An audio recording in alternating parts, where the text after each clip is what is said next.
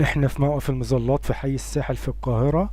هنشوف خريطة بتوضح الموقف ده في أي حتة، وبيودي إلى مناطق معينة في محافظة القاهرة.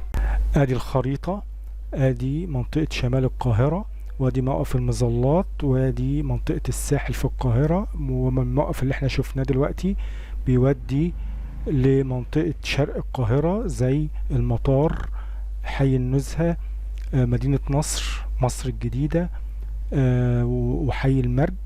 وفي منطقة في الجنوب اللي هي البساتين والمقطم، في بعض الأتوبيسات بتروح ليه. ادي موقف المظلات اللي كان على الخريطة اهو، ده أتوبيس بيروح المطار، وادي الموقف اهو، وادي طلعت الإسماعيلية، وادي موقف المظلات. شكرا لحسن استماعكم، ما تنسوناش تدعمونا باللايك والشير وتفعلوا الجرس، وشكرا والى اللقاء.